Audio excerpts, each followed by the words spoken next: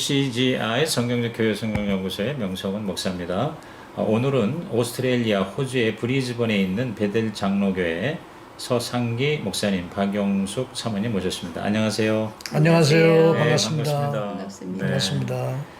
우리 목사님께서는 이 베델 장로교회 개척을 하시고 개척할 때부터 가정교회로 시작하셨다고 들었거든요. 네, 그렇습니다. 네, 그런데 13년 되셨는데 또 은퇴를 네네. 또 결정을 하셔서 네네. 작년에 은퇴식을 하셨고, 네네. 네, 그리고 이제 감사예배만 남았다고 들었는데요. 네네. 어떻게 우리 베델 장로교회 어떻게 시작하셔서 여기까지 이렇게 목회를 하시다가 또 왜 조금 더 하실 것 같은데 또 네. 은퇴를 결심하셨는지 간단하게 이 처치 히스토리를 좀 말씀해 주시죠. 간단하게 설명하기가 쉽지 않은데, 네, 저는 사실 서울에서 목회를 하다가, 예, 목회를 하다가, 2008년도에 네. 이 브리스번에서 제일 먼저 세워진 한인교회, 호주 장로교단 소속입니다만은 그 한인교회 후임 목사로 제가 이제 청빙을 받아서 왔어요. 부임을 하셨네요, 이전 교회에. 네네. 네, 네. 후임 목사로 이렇게 청빙을 받아서 왔는데, 네.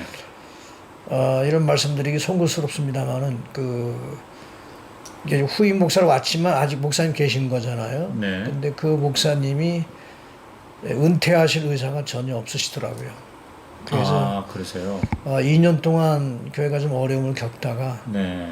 2년 뒤인 2010년도에 네. 제가 개척할 수밖에 없는 그런 상황이. 그런 상황이 돼버렸습니다. 그러니까 저는 뭐 개척할 의도는 전혀 없었어요. 네.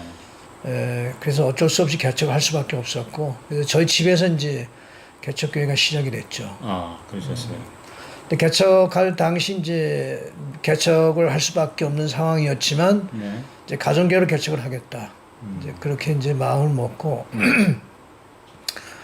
저희 집에 이제 함께 예배를 드리러 온 소위 말해서 이제 뭐 개척 멤버 비슷한 이런 분들에게 나는 가정교회로 교회를 개척해서 시작하겠다. 네. 이제 그렇게 얘기를 하니까 이제 다 뭐 그렇게 하시라고 동의를 했습니다만은 네. 이분들이 가정교회가 뭔지를 알고 동의한 건 아니었어요. 그래서 이제 사실 많은 어려움을 겪었죠. 네. 그러고 이제 13년 5개월을 목회를 했고, 이제 작년 6월 말에 제가 이제 이취임식을 해서 실질적인 은퇴를 하게 됐는데, 네. 사실 제 나이로는 이제 만 70세 은퇴를 하게 된다면 2026년 12월 말이거든요. 네. 그러니까 한 3년 더 남았을 텐데. 더 남았는데, 이제 빨리 하게 된 이유는 네. 사실 좀 이야기하기 좀 복잡합니다만은 후임 목사를 청빙하는 과정에서 네. 이제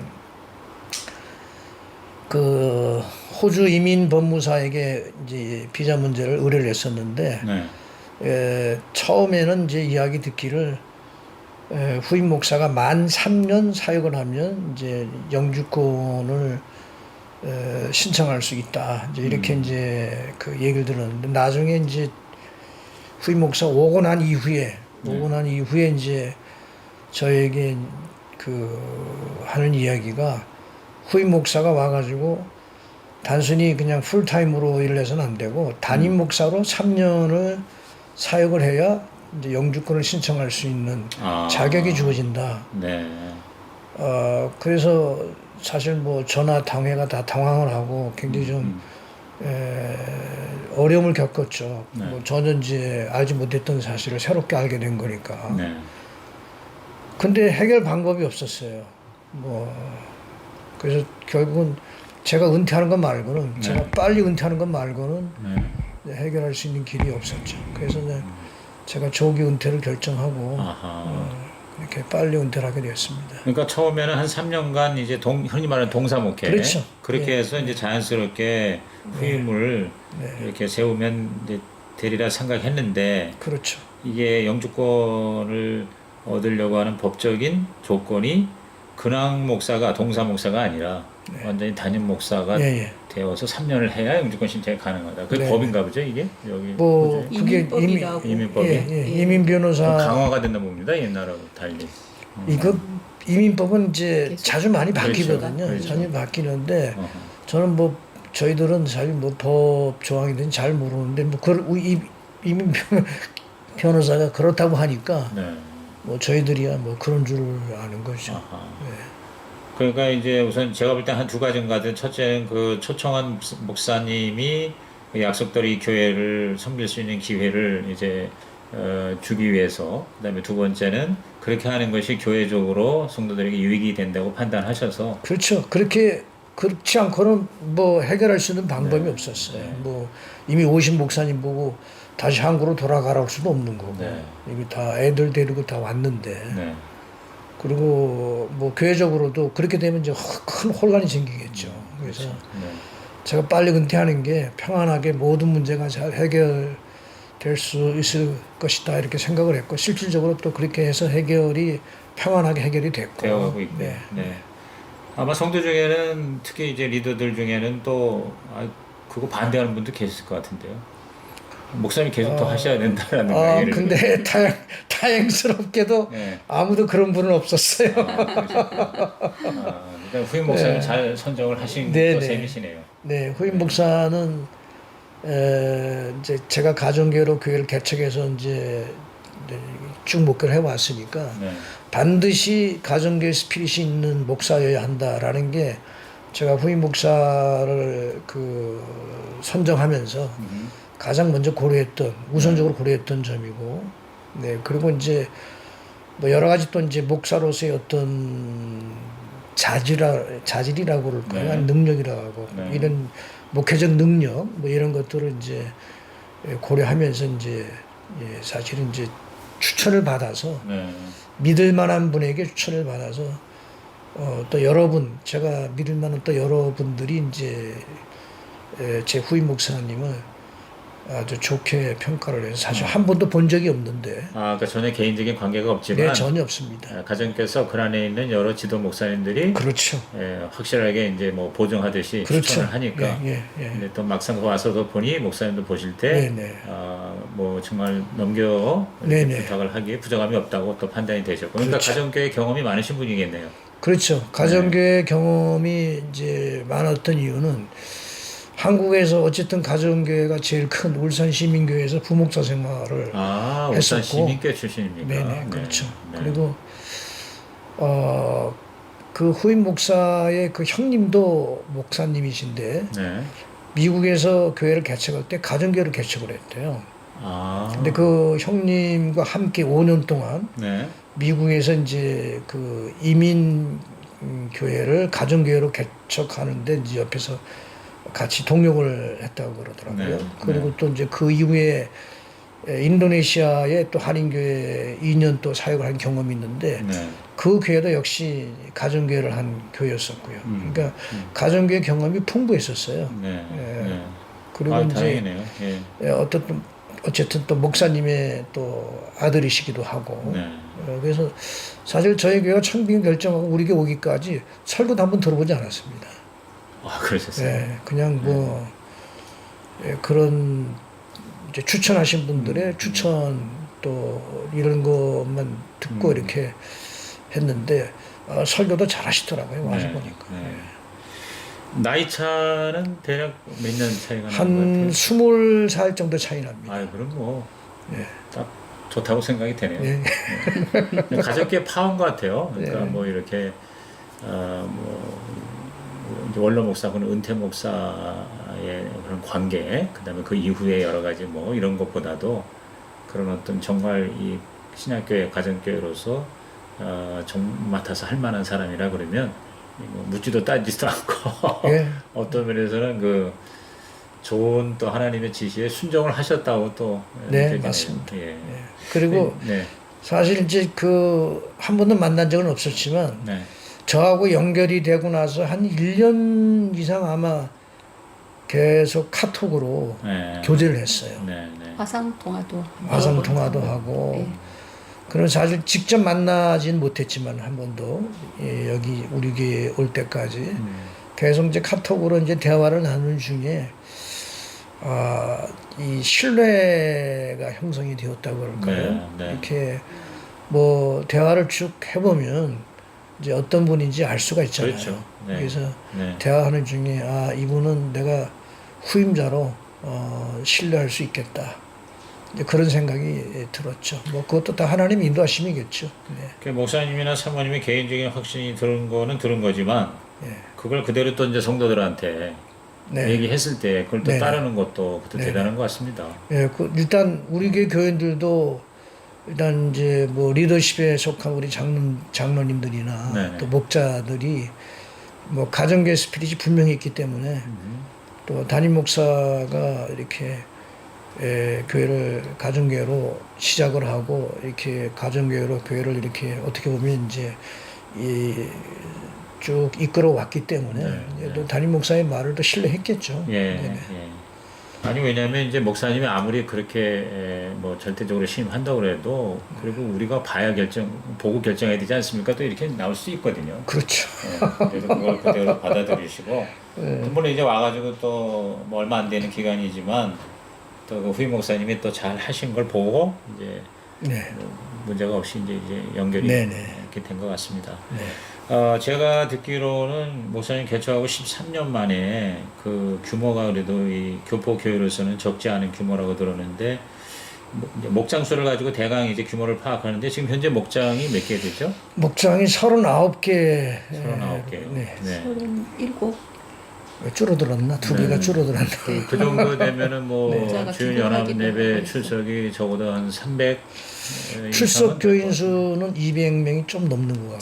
작년이 네. 그렇고 작년이 이게 청년 이상 작년이 200여 200명이 좀 넘고 네. 그다음에 이제 소위 말해서 교회 학교 유치부부터는 150명 정도 될 네. 거예요. 150명? 예. 와우. 그- 오늘 그 성도들이 젊은 그룹이 예, 젊은 분이 젊은 많아요. 애기들이 많아요. 30, 40대 부모의 예. 아이들이 굉장히 많네요. 애들이 많아요. 와, 이건 아주 뭐 정말 멋진 교회 같은 느낌이 들어요. 앞으로 또 주일학교가 아주 활성화돼 있고 잘해요. 그러시네요. 예. 제가 이렇게 인터뷰하면서 뭐 출석 성도 물어본 경우는 굉장히 드뭅니다, 사실은. 아, 그러세요? 예. 그런데 이제 그렇게 제가 이제 질문을 한 거는 13년이라는 기간 동안에 그래서 개척의 과정에 이제 이른바 개척 멤버가 얼마나 모이셨는지 모르지만은 이 기간 동안에 그 정도 이렇게 성장을 더군다나 가정교회라면은 타교회의 수평 이동이 아니라 그야말로 믿지 않는 혹은 믿다가 타락한 사람들 회심 목회, 회복 목회인데 이제 그런 네. 식으로 목회를 이제 해 오셨을 텐데 이 네. 정도 규모가 됐다고 생각이 들어서 네, 그 좀 네, 설명이 필요할 것 같아요. 그러니까 그래서 제가 어떻게 가정교회로 개척을 하셔서 13년 하면은 가정교회 정착하는데도 급급한 교회가 대부분인데 그렇게 한 40개 되는 목장 그리고 또 성도 수도 이렇게 많이 성장 요새 또 굉장히 어렵지 않습니까? 그런데 네. 그렇게 더군다나 교포 사회에서 하셨고 또 이렇게 후임도 잘 넘겨주셨고 네. 그리고 이제 초원지기로서 또 지역 목자를 후배들을 잘 섬기시고 계신다 하기에 오늘 제가 또 이렇게 인터뷰를 하게 됐고 또 구체적인 질문을 드리는 겁니다. 네네. 그래서 그 개척을 어떻게 하셨는지 그리고 가정교회 아까 초기에 조금 힘드셨다고 그러는데 네네. 어떤 게 힘들었는지 그다음에 그걸 어떻게 극복을 하셔서 네네. 이렇게 또 아주 좋은 열매를 남기셨는지 네네. 많은 다른 가정교회 목회자나 후배들한테 굉장히 좋은 참고가 될 것 같습니다. 네. 그 일단은 사실 이제 개척을 하긴 했지만 사실 맨 땅에 헤딩한 건 아닙니다. 그러니까 이전에 한 1년 계시던 교회 네네 그렇죠. 그 교회 성도들 성도들이 중에서 따라 나왔죠. 네, 따라 나와서 이제 네. 목사님과 같이 네네. 함께 하겠다고 하는 사람들이 좀 네네. 있었겠군요. 네네. 뭐 어떻게 보면 이민교로서는 좀 많았다고 볼 수도 있습니다. 왜냐하면 그러세요? 개척 첫날 우리 집에 첫 예배를 드렸던 사람들이 청년부 이상 장년이 51명, 그 다음에 이제 애기들을 포함해서 이제 학생부, 청소년이 11명. 자녀들까지. 예, 11명. 그래서 62명이 이제 저희 집에서 예배 드렸어요. 그럼 그 다음 주일에 또 뭐 10대 명 또 오고, 그 다음 주에 또 10대 명 오고. 그래서 한 달이 지났을 때에는 이미 그 뭐 어른 애들 다 합해가지고 100명이 넘었거든요. 한 달. 그 이전에는 교회에서도 상당히 비상 걸리고 좀 쉽지 않았겠네요. 그렇죠. 그 관계에서. 교회에서도 사실은 굉장히 비상이 걸렸죠. 네. 그리고 뭐 그런 면에서는 사실 이제 저희 교회가 상당히 좀 부담스러우실 겁니다. 그러실 것 아마. 같습니다. 예, 존재 자체가. 네. 아니 그쪽 교회도 부담이지만 또 목사님 입장에서도 꼭 뭐 이게 좋아서 그렇게 한 거는 아닐 텐데 어쩔 수 그렇죠. 없이 그런 네, 상황에 네, 이제 네, 어떻게 보면 네. 몰려서 이렇게 된 네, 상황인데 그렇죠. 네. 그래도 어떤 그것이 굉장히 힘이 되었을 것 같습니다. 근데 그래서- 이제 그래서 그분들에게 확실하게 나는 가정교회 아니면 아니니까 네, 그 네. 동의할 사람은 네, 나와 네. 함께 뛰어보자. 네. 뭐 이렇게 얘기하셨겠죠. 근데 이제 그분들이 아까도 말씀드린 것처럼 가정교회가 뭔지 가정이 사실 뭔지도 모르고. 몰랐고 일단 뭐 저를 따라 나오긴 나왔는데 그래서 그 처음에 그 최기 목사님이 쓰신 가정교를 세워지는 평신도 목회 네. 그 책을 가지고 6개월 동안 매 주일마다 제가 발제를 하고 그 다음에 지령도 시간을 갖고 이렇게 준비를 했어요. 네. 준비를 하고 그 다음에 이제 2개월을 저희 집에서 이제 시범 목장 2개의 시범 목장을 2달 동안 했었습니다. 네. 그리고 나서 그 목자로 이렇게 임명을 하고. 헌신할 사람 자원자를 받으니까 4사람밖에 자원을 안 하더라고요. 자원을 받았더니 4명밖에. 예. 그 중에 한 분은 또 막 그 주변에서 막 하라고 이렇게 이제 강권을 해서 네. 원래는 이제 딱 자원자는 딱 3명이었었는데 네. 그렇게 해서 이제 4명 그 더 이상 이제 그 강요할 수가 없는 그 4명 목자 4명으로 시작을 했는데 그러니까 막 한 목장이 막 20명씩 막 이렇게 들어가는 거예요. 그러죠. 100명이면 25명씩 들어가면 그야말로 뭐 그러니까 목장이 될 오픈하자마자 수가 또 분가해야 없었어요. 돼. 예. 목장 그럼 물론 그 이후에 이제 숫자가 많으니까 어쩔 수 없이 분가가 이루어지긴 했습니다만은 이제 그 왜 그렇게 목자로 그 헌신을 주저하게 되느냐면 네. 이제 그 저하고 이제 준비를 하는 동안에 네. 목자에 대한 헌신이 자기들한테는 너무 과중하다고 생각이 된 거예요. 집을 오픈해야 되고 네. 또 그 당시에는 저는 처음에 그 밥 먹는 거를 항상 목자가 해야 되는 줄로 알고 있었어요. 그래서 목자가 집 오픈하고 목자가 항상 밥 준비해서 목원들을 섬겨야 된다 이렇게 얘기를 하니까 다 손을 들고 마는 거예요. 나는 못하겠다. 근데 나중에 알고 보니까 이제 집집마다 돌아가면서 이제 해도 되는 그 원칙으로 바뀌었더라고요. 근데 가정교 초창기 때는 목자들이 이렇게 주로 했고 네, 또 주로 그렇게 또 했거든요. 알고 계셨다고. 네네. 근데 목사님이 가정교회로 내가 앞으로 새로운 개척을 하겠다고 마음을 먹은 그 배경에는 가정교회 경험이 있으십니까? 없었어요. 그러니까 책 보고 좋아서 그렇게 하신 거예요? 그건 아니고요. 네. 제가 사실은 이제 이야기하면 또 이야기 길어지는데 제가 원래 그 서울에서 9년 목회하는 동안 담임 목사로 9년 목회하는 동안 네. 7년을 제자훈련 목회를 했어요. 네. 옥하는 목사님의 그 평신도를 깨운다 칼 세미나 참석하고 이게 이제 교회를 바로 세우는 길이다 이렇게 생각을 하고 7년 목회를 했는데 어떤 한계에 딱 부딪혔느냐면 훈련 받을 때는 좋아요. 정말 그 훈련 받을 때 은혜 받고 좋았거든요. 네. 근데 훈련이 끝나면 다시 옛날로 돌아가는 거예요. 그렇다고 이 사람들 붙들고 계속 공부만 시킬 수는 없잖아요. 그렇죠. 맞아요. 그리고 이제 그 당시 이제 제가 제자 그 가정교회를 만나고 이제 깨달은 게 네. 이제 그 제자 훈련하면서 이제 잘못 생각했던 것 중에 하나가 성경 공부를 하면 제자가 되는 줄 알았어요. 그래서 그런 한계에 부딪혀서 고민하고 있던 때에 이제 제 후배 목사가 가정교회를 이미 먼저 하고 있었던 후배 목사가 네. 가정교회를 자꾸 추천하는 거예요. 여러 번 뭐 그래서 뭐 가정교회 세미나가 뭐 세미나 가운데 하나겠지 이제 그렇게 생각을 했는데 하도 추천하니까 그래 한번 참석해 보자. 도대체 가정교회가 뭔지. 목회자 세미나 목세를 참석을 그렇죠. 해보신 목세를 2003년도에 네. 열린문교회 그 이지철 목사님 네. 그 열린문교회에서는 그게 16차였었나요? 하여튼 그래도 초기입니다. 이때가 굉장히 초기죠. 굉장히 초기죠. 네, 20년 전. 참석을 해서 사실은 굉장히 그 저는 뭐 단순히 은혜를 받은 정도가 아니라 어떤 충격을 받았어요. 충격은 두 가지인데 하나는 그때는 주일을 끼지 않고 목사를 했습니다. 그래서 뭐 화요일부터 그 금요일까지 했나, 하여튼 토요일까지 했나. 근데 오전에는 최은규 목사님이 아예 대놓고 얘기하시더라고요. 제가 여러분들을 다 불신자 내지는 초신자로 간주를 하고 생명의 삶 강의를 하겠습니다.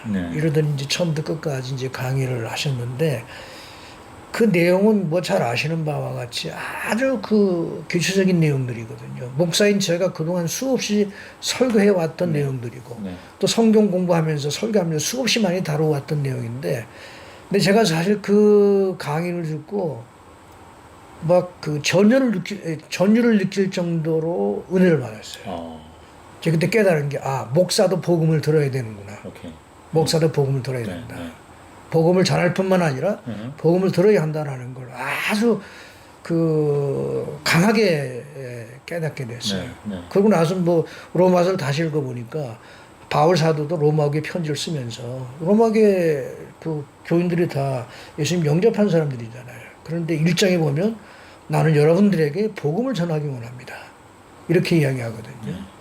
그래서 이제 그때 그 강의를 들으면서 충격을 받았고, 그 다음에 이제 오후에는 이제 최기 목사님하고 이지철 목사님 번갈아 가면서 이제 가정교회에 대해서 강의를 하셨고, 목자들이 이제 간증을 했고, 그 다음에 이제 저녁에 그게 교인 집에 우리가 그 체류를 하게 됐는데 저희를 그 영접한 그 호스트한 그 목자가 여자 목자였었어요. 그 당시엔 또 그 여자 목자의 남편을 목동이라고 불렀거든요. 근데 저희들한테 그 세 사람이 그 집에 머물러 있었는데 그때 사모님도 같이 아닙니다. 예, 저는 혼자 갔습니다. 가정교회에 대해서 그 자기 사역에 대해서 간증을 하는데 제가 깜짝 놀랐어요. 그리고 나중에 이제 목장 탐방도 했는데 목사 이상이다. 그러니까 평신도지만 목사. 그때 이제 깨달은 거야. 평신도도 목회자처럼 사역할 수 있구나. 그리고 제가 이제 가정교회 제자 훈련 목회를 하면서 이제 한계 부딪혔던 점, 그 답을 깨달았어요. 이 답은 평신도가 사역의 주체가 되게 하는, 평신도에게 사역을 하게 하는 이게 가정교회구나라는 걸 이제 물론 이제 제자훈련 그 세미나에서도 보면 그 중요한 핵심 내용 중 하나가 평신도를 사역의 주체로 이렇게 사역자죠.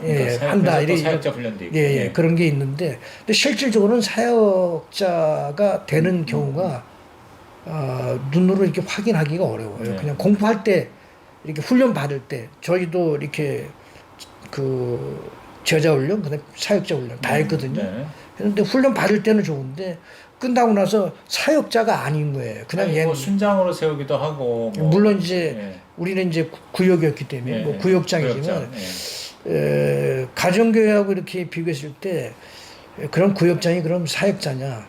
제가 볼 때는 사역자는 생각이 안 들어요. 엄청난 차이가 있어요. 그래서 이제 그걸 깨닫고 이제 돌아와서 당회에서 얘기를 했어요. 근데 잘 아시는 바와 같이 장로교회는요, 당회가 설득이 안 되면 아무것도 못 합니다. 갈 수가 없는 거예요. 그 교회가 목사님 개척한 교회예요? 아니면 부임한 교회예요? 부임한 교회. 전형적인 고신교회. 부임하니까 더 안 되지. 그리고 그러니까 당회원들이 그걸 안 받아들였어요. 그래서 가정교회를 하고 싶었는데 못 하셨어요. 더군다나 이제 장로님이 6분이었는데 제일 젊은 장로님이 저보다 3살이 많았습니다. 그러니까 완전히 그러니까 뭐 이 뭔가 이렇게 설득이 잘 안 되는 거예요. 그럼에도 불구하고 제가 2006년도에 2003년도에 이제 그 목세를 다녀왔는데 2006년도에 2달 안식월을 받아가지고 그 중에서 한 달을 미국 휴스턴 서울교회 연수를 다녀왔어요. 근데 다시 한번 이제 충격과 함께 다시 한번 확신을 갖게 된 거죠. 가정교회만이 이 시대에 정말 주님이 원하시는 교회의 모습으로 갈 수 있겠구나. 특히 그때는 뭐 그게 뭐 그 모든 집회도 참석하고 뭐 여러 휴스턴 안수회. 교회의 뭐 장점들 많이 봤지만 그렇죠. 예. 가장 충격적이었던 것은 목사. 역시 목자들과의 면담이었습니다. 네. 한 30년 가까이 제 만났거든요. 네. 만났는데 만날 때마다 충격이었어요. 네. 만날 때마다 이분들은 정말 목사 이상이다. 그러니까 뭐 그 당시 그때는 같이 가셨어요? 예. 예, 같이 갔죠. 그 당시 서울교회가 목장이 160개인가 하여튼 뭐 그랬는데 목사 160명이 뛰는 교회하고 일반 기존 전통적인 교회 목사가 아무리 많아도 뭐 10명 이상 넘기 힘들거든요. 네. 10명이 뛰는 목사 10명이 뛰는 교회하고 목사 160명이 뛰는 교회하고 이 같을 수가 없어.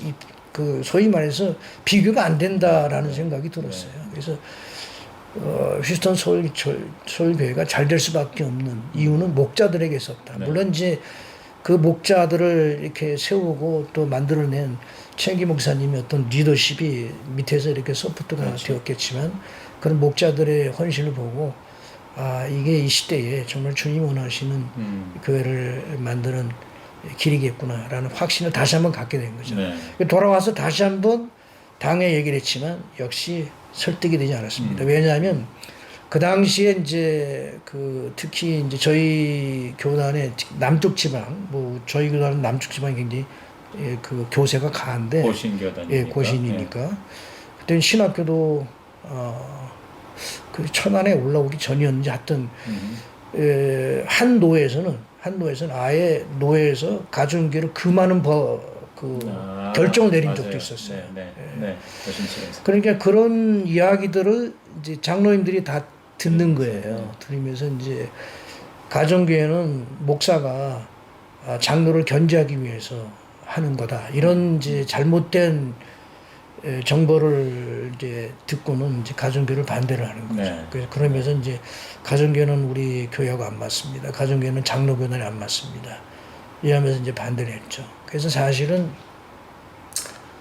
제가 그 교회에서 이제 만 9년 목회했는데 그 당시가 제가 한 50대 초반이었습니다.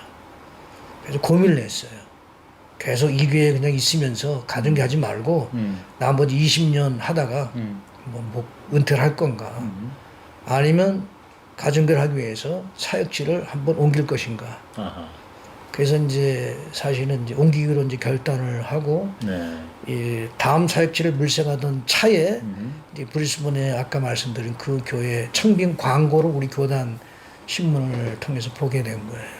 그래서 지원하셔서 이제 그렇죠. 그때서 청구를 하신 거군요. 네, 그렇죠. 그럼 한국에서 목회하시던 교회 규모가 그 당시에 크지 않았어요. 크지 않았고요. 예. 그 교회 규모도 아까 말씀드린 이제 1000명 이상 예배드리는 장년 교인 수가 한 250 이 정도였으니까요. 중형교회. 네, 크진 않았죠. 네.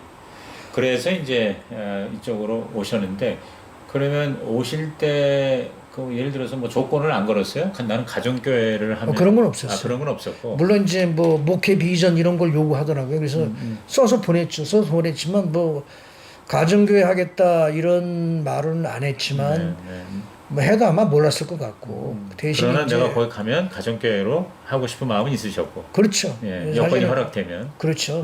어떻게 보면 여기 오는 여러 가지 이유 중에 하나는 이제 가정교회를 해야 되겠다. 거기 가서 가정교회를 해야 되겠다. 이런 혹시 와서 그런 가정교회를 하려고 하는 것 때문에 처음에 그 초청 조건이 약속이 지켜지지 않은 그런 것도 이유가 되나요? 그건 아니고. 그렇지는 않아요. 왜냐하면 제가 그 교회에서 생명의 삶을 4차례인가 했어요. 여기 브리즈번 이전 교회에서.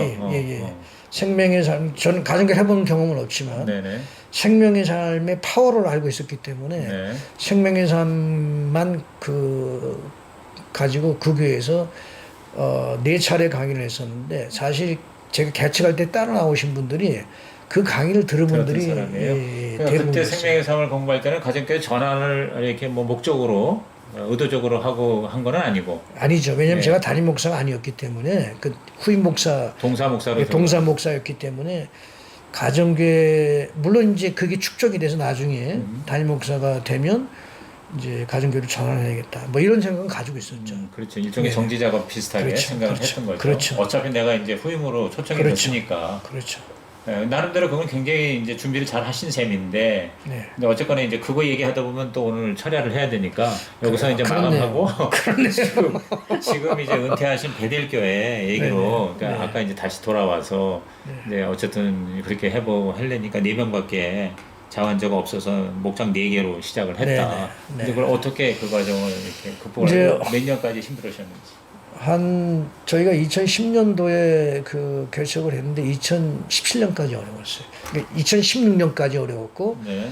2017년에 넘어오면서 이제 그 가정교회가 이제 그 든든하게 이제 뿌리를 내리기 시작했는데 그 처음에 개척을 하고 나서 이제 그 목자를 세우는 과정에서 뭐 사실 제가 면밀하게 경험도 없으니까 준비된 사람들을 세운 게 아니라 어떻게 보면 이제 그 개척할 당시부터 발언권이 센 사람들을 중지적인 역할을 했던 사람들 또 이 사람들도 가만히 이렇게 처음엔 뭐 반대를 했던 사람들인데 목자를 또 하겠다고 그러더라고요. 왜냐면 여기서 목자 안 하면은 맞아요. 예, 자기 역할이 설당이 없어요. 그렇죠. 예, 설당이 이게 파악이 된 없으니까. 거지. 예.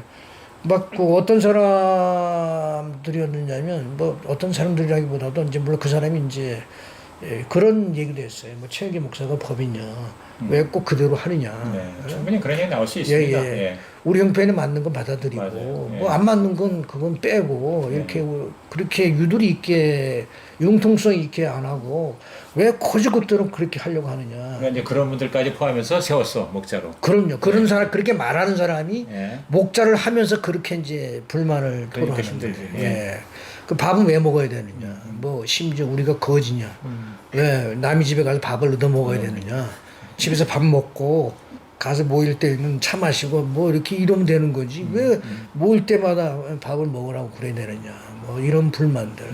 그런 불만이 목자가 그런 불만을 하는 거예요. 목자가 되고 나서. 네. 아, 참 많이 힘들었어요. 그리고 심지어 뭐 목잘지 쓰라고 그러니까 우리가 목사님 꼬붕입니까? 왜? 목회일기를 쓰라고 그러죠. 네. 그럼에도 또 분간은 또 계속 돼 나갔어요. 그렇죠. 그러니까 제가 충분히 이해합니다. 너무 저하고 비슷한 얘기를 하셔서. 네. 어쨌든 그랬는데 2017년이 무슨 계기가 됐나요? 그러면서 이제 그래서 이제 불만을 많이 주도하는 나갔죠. 사람들이 네. 이렇게 이제 가만히 자기 혼자 불만하고 있는 게 아니라 이제 사람들한테 우리 교회는 가정계 안 맞는다. 그러니까 이렇게 이제 이야기하고 다니면서 연합 세력이 생기는 거죠. 예. 네, 그리고 또 하나는 이제 사실은 이제 물론 제가 저한테 궁극적인 책임이 있는 건데 네. 목자들도 그렇고 교원들도 그렇고 이 조금 자꾸 이렇게 목자들은 번아웃. 그러니까 자꾸 이제 힘이 빠지는 거예요. 네, 탈진. 네. 탈진하는 거예요. 그럼 이제 그러면서 목장에서 이탈하는 사람들이 많이 생기게 됐어요. 그래서 그렇죠. 주일 출석 교인의 절반 정도, 한 50%가 목장에 참석 안 하고 있는 거예요. 아. 그리고 한 절반만 목장에 참여하는 네, 네, 겁니다. 네. 그래서 정회원에 가입도 못했어요. 네. 그래서 가입 한 번 했다가 또 네. 떨어졌어요. 네. 그렇게 안 되니까. 네. 그러고 이제 그런 반대에 부딪히니까 사실 이제 가정교 해야 되나 말아야 되나 이런 고민도 했고 사실 가정교 안 하면 편하거든요. 뭐 모르는 사람들은 목사가 편하려고 이렇게 뭐 평신도한테 다 맡겨놓고 가정교 한다 이러지만 사실은 정말 더 그 힘들죠. 예. 가정 설교만 잘하고 맞아요. 그다음에 신방을 또 원하는 가지고. 대로 잘 이렇게 해주면 뭐 교회가 부흥될 수도 있는데 그럼요. 뭐 사역자를 키우겠다고 하니까 설교 잘하고 뭐 오는 사람 다 받고 네. 그리고 뭐 성경부터 하나만 뭐 딱 이렇게 교회에서 하고 그다음에 신방 좀 이렇게 하고 하면 그럼 목회 잘한다는 소리 듣지 뭐 목회 못한다 이런 소리는 안 하거든요.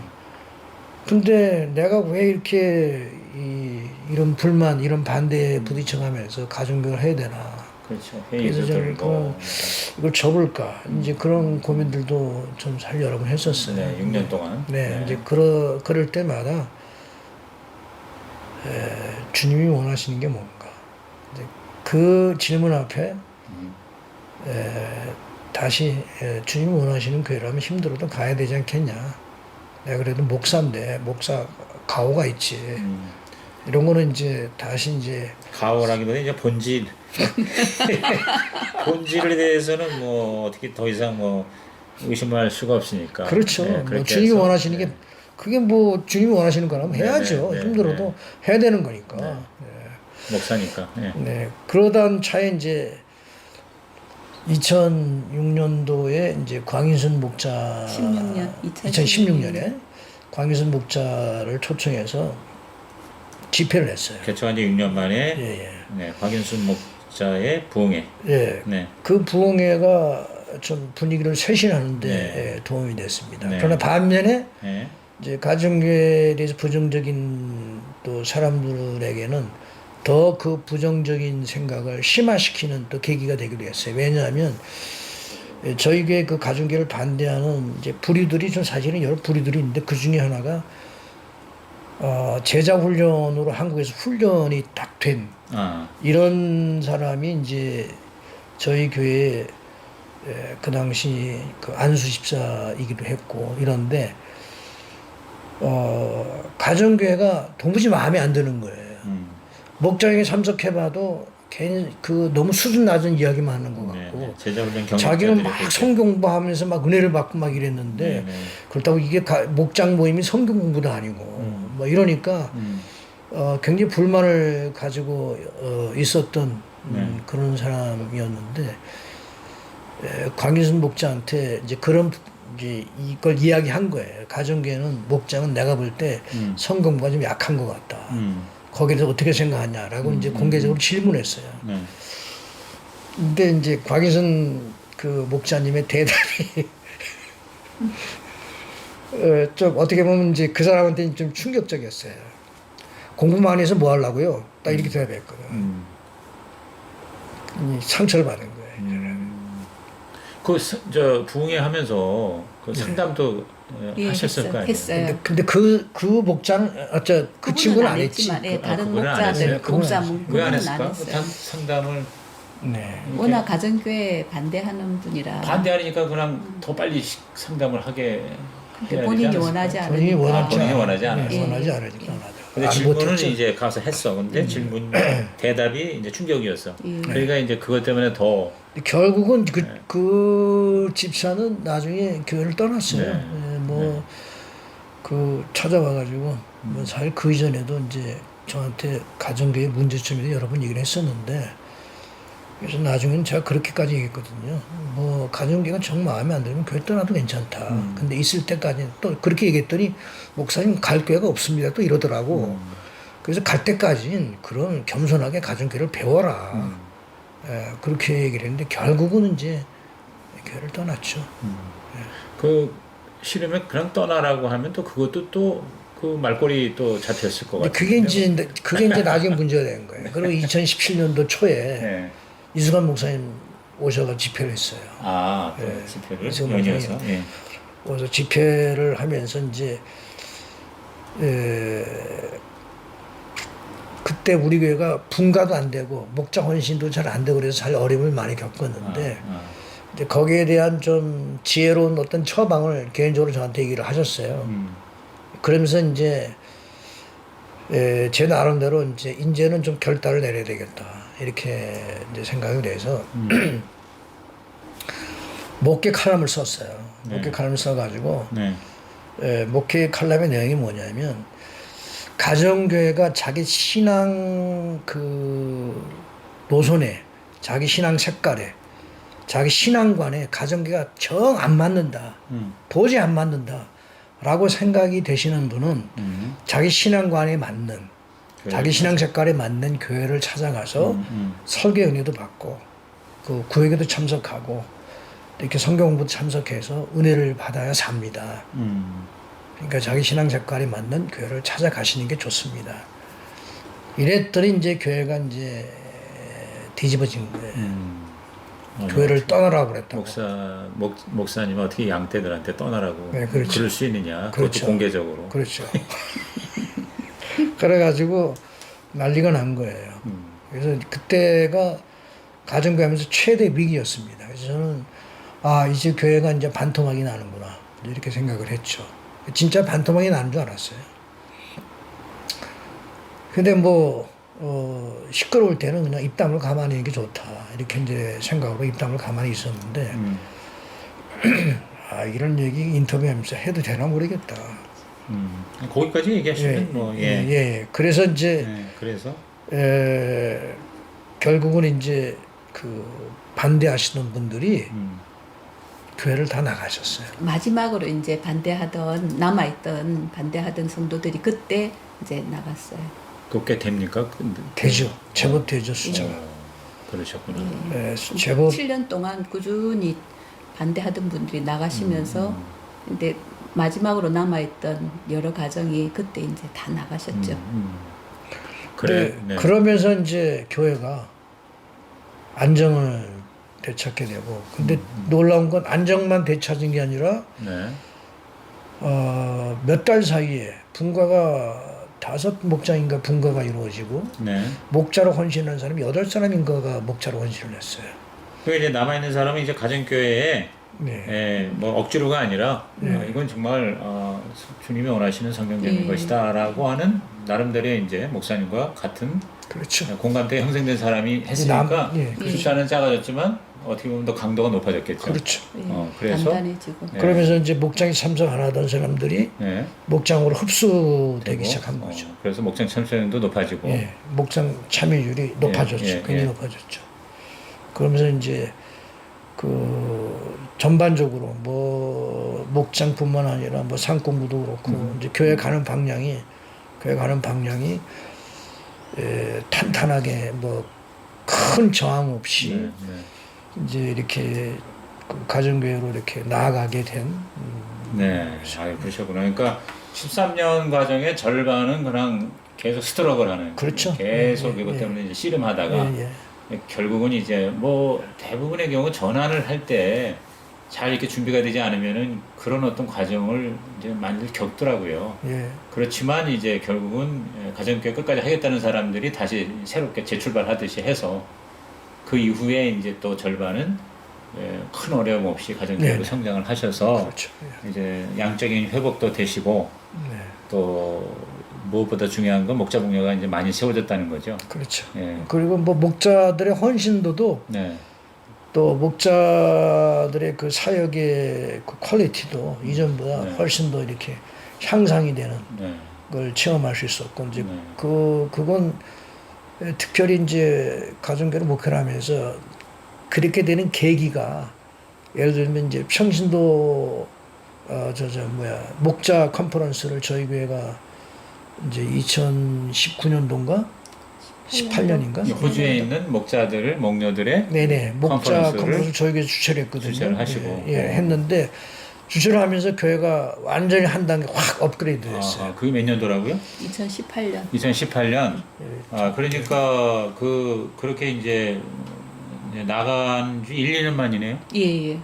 그러면서 그게 굉장히 또 힘을 모으는데 또 좋은 계기가 됐네요. 그러니까 7년 동안 초창기 7년 동안 반대를 하는 성도들도 있었지만 목자 목녀를 하면서 목장 안에서 영혼 구원이 일어나는 것을 지속적으로 보니까 이 가정교회가 하나님이 원하시는 교회라는 것을 이제 가정교회에 맛본 사람들은 다 아는 거죠.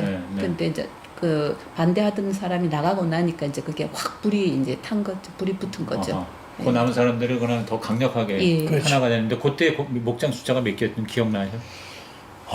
그때가 한 20몇 개? 20개는 넘었지. 20몇 개. 정확하게 숫자는 기억 못하긴 규모가 20개 넘고 그래서 그것이 계기가 돼서 그 이후에 좀 더 가속화되는. 분가도 많이 일어나고. 그래서 그 이후로는 특별한 문제 없이 잘 진행이 됐고. 그리고 또 이제 평신도 세미나를 주최하면서 평세를 이제 지금까지 저희들이 3번 했거든요. 평세를 또 한 번 하니까 또 분위기가 확 달라지더라고요. 그러니까 이제 이게 담임 목사로서 교회를 보면서 이렇게 또 목자들을 보면서 평세를 한번 하고 나니까 진짜 교인들의 헌신도가 훨씬 더 이렇게 업그레이드 되는 걸 느낄 수가 있었어요. 근데 그렇게 잘 진행이 됐는데 왜 이렇게 일찌감치 그러니까 이제 70에 그게 교단법이죠. 그렇죠. 그러니까 70에 은퇴하기 위해서 적어도 이제 한 3년 정도는 네네. 그렇죠. 준비해야 되겠다 해서 네네. 모셨는데 아까 이제 초기에 얘기한 것처럼 네네. 비자 문제 때문에. 빨리 하게 됐네요. 예. 네네. 그렇죠. 네. 네네. 이러다 보니까 벌써 시간이 많이 갔는데 사모님이 혹시 이 목사님이 지금 길게 얘기하신 이 가정교회 전환의 과정에서 특별히 사모님께서는 어때요? 그때 목사님하고 뭐 모든 면에서 다 같은 입장 마음이었어요? 아니면 저도 이제 고백을 하자면 네. 서울에서 그 목회자 세미나 갔다 오고 나서 가정교회를 해야 되겠다는 얘기를 했을 때 여러 가지 중에 세미나 중에 하나인 줄 알고 뭘 갔다 오면은 뭘 또 하려고 하느냐고 우리 교회 잘 알면서 이렇게 변화를 싫어하는데 할 수 있겠느냐고 제가 이제 뭐 그렇게 얘기를 했었고 이제 우리가 개척을 하면서 가정교회로 시작을 했는데 제가 옆에서 뭐 어쨌든 집에서 시범 목장도 하고 하니까 계속 서포트는 하면서도 그것 때문에 계속 교회가 어렵고 목사님이 그걸 힘들어하고 하니까 꼭 이 가정교회를 해야 되나 그냥 전통 목회를 해도 뭐 교인들이 많이 오고 하는데 네. 그냥 전통 목회를 하면 안 되나 말은 못하고 속으로 제가 계속 갈등을 했었어요. 이제 그러던 중에 2015년인가 최영기 목사님께서 이제 대양주 목회자 세미나에 마지막으로 인도하시러 오신다고. 네. 그래서 이제 최 목사님 인도하는 마지막 대양주 목회자 세미나라고. 그래서 또 이제 최 목사님도 오신다고 하니까 제가 목회자 세미나는 안 갔었거든요. 네. 그래서 이제 거기 참석을 했어요. 거기 참석을 하고 제가 완전히 이제 깨지고 제가 다시 결단을 하게 되고 네. 이제 그 뒤로 제가 더 이제 서포트를 열심히 이제 하고 같이 동력을 하고 있죠. 예. 뭐 이렇게 들어보니 지금 목사님 섬기시던 이 교회의 이제 모습이 이렇게 다 그림이 이제 떠오르는 것 같고요. 특히 이 영상을 보는 분들 중에 기존 교회에서 가정교회로 전환을 하는 분들에게는 여러 가지 이제 중요한 팁들이 이렇게 떠오르는 것 같습니다. 시간 관계상 마지막으로 지금 초원직이 이제 사역을 하시게 되잖아요. 네. 그럼 이 지역에 있는, 그러니까 여기 브리즈번하고 멜번 그렇죠. 총괄하는. 네. 그럼 이제 초원직이라는 걸 하면 지역 목자들을 이제 이렇게 돌보고 도와주고 네. 코칭을 해주시는 입장에 계실 터인데. 이 지역 목자를 포함한 가정교회 목회자들에게 사모님들에게 꼭 이것만은 내가 이제 지금까지 해보니 13년에 이 가정교회 개척으로 해서 지금까지 해본 거를 통해서 정말 이것만은 가장 중요하다고 생각하는 거를 사모님하고 목사님 한 가지씩만 얘기하시고 마쳐야 될 것 같습니다. 네네. 하고 싶으신 말씀 하셔도 되고요. 네네. 그 가정교회 그 목회를 하면서 이제 붙잡아야 할 가장 중요한 게 뭔가를 저 스스로에게도 물어봤고 또 후배 목사들에게 또 지금 가정교회를 시작하거나 아니면 또 어려움을 겪는 목사들에게 저는 항상 그렇게 얘기를 몇 번 했었습니다. 뭐라고 했냐면 첫째 어쨌든 목사가 일단 설교에 일단 목숨을 걸어야 된다. 그러니까 설교를 준비하는 설교에 목숨을 걸어야 된다. 왜냐하면 제주에 이제 예배. 그렇죠. 가정교회를 열심히 한다고 해서 설교가 덜 중요해지는 것은 결코 아니니까 그렇죠. 설교에 최선을 다해서 설교 준비에 최선을 다하는 이런 목사였으면 좋겠고. 둘째는 생명의 삶에 정말 목숨을 걸어라 이렇게 이야기하고 싶어요. 왜냐하면 생명의 삶을 강의하면서 저 자신도 은혜를 많이 받았을 뿐만 아니라 또 생명의 삶 강의를 들으면서 교인들이 은혜 받고 변화되는 모습. 그리고 저는 지금도 설교를 하다 보면 저도 모르게 설교의 어떤 내용은 생명의 삶에 있는 내용들하고 같이 이렇게 엮여가지고 이렇게 말씀이 이제 전해지는 것을 그렇죠. 많이 경험하거든요. 그러니까 한 번 강의로 끝나는 게 아니라 그렇죠. 목회 40년 했지만 지금도 어떤 때는 생명의 삶 그 강의 내용들이 계속 반복해서 이렇게 전파가 되더라고요. 그래서 생명의 삶을 꼭 붙들어야 된다. 그다음에 세 번째는 이제 예성전 모임. 예성전 모임을 정말 하나님 앞에 매달려서 기도하는 중에 성령의 역사가 예수님 영접하는 역사가 일어나도록 그걸 붙들고 잘 감당할 때 결국 그 가정교회가 잘 세틀이 되고 또 열매를 맺게 되는 게 아닌가. 이 셋만 잘 해내면 결국 가정교회 열매들이 가정교회 하면서 이렇게 경험할 수 있는 열매들이 굉장히 풍성할 것이다. 네. 저는 이 얘기는 꼭 하고 싶어요. 예, 뭐 힘들고 우여곡절이 있고 또 문제가 있어도 이 세 그럼요. 가지에 목숨 걸면 그렇죠. 결코 헛되지 않을 것이다. 네. 가만 얘기 들어보니까요, 그게 세 축인 것 같아요. 설교는 바로 예배고요. 네. 그다음에 생명에서는 상공부고 예수 그렇죠. 영접은 이제 목장에서 데리고 와야 그렇죠. 되니까. 맞습니다. 항상 결론은 보니까 그렇더라고요. 자, 사모님은 어떻습니까? 예, 저는 뭐 목사님 그 중요한 건 말씀하셨는데 네. 이제 뭐 목회자 세미나도 다녀오시고 대부분 목사님들이 컨퍼런스를 통해서 우리가 왜 가정교회를 해야 되는지 이게 왜 중요하고 또 이게 좋은 건지 다 알잖아요. 네. 근데 그 버티는 힘이 음. 사라지면 가정교회를 잘 못하시더라고요. 그래서 네. 저는 이제 우리 후배 사모님들한테도 어쨌든 버텨야 된다. 기다리고 기도하면서 기다리고 그러다 보면 영혼 구원의 열매가 어느 날 보이고 나타나고 열매를 볼 수 있으니까 기다리면서 버티면서 이 길을 가면 하나님이 분명히 좋은 열매를 주신다. 예, 그 말씀 드리고 싶어요. 사모님은 뭘로 버티셨습니까? 저는 기도하면서 기도로. 예. 반대하는 사람들 또 목장 안에서 그 목녀들이 어려운 그런 얘기를 저한테 하고 할 때 제가 뭐 기도해주고 격려해주고 버티자 뭐 그렇게 말고는 제가 별로 다른 거 네. 해줄 게 없더라고요. 네. 그 말을 듣고 목녀들이 버텼는데 몇 달 지나고 나니까 문제가 해결이 되고 변화가 되고 그런 게 보인다고. 예. 네. 그러니까 인간적으로 참고 견디고 최선을 다해서 붙잡아야 되지만 그러나 이제 성령의 또 도우심이 필요하니까 예, 기도를 할 기도하면서. 수밖에. 예. 그러니까 항상 결론은 단순하거든요.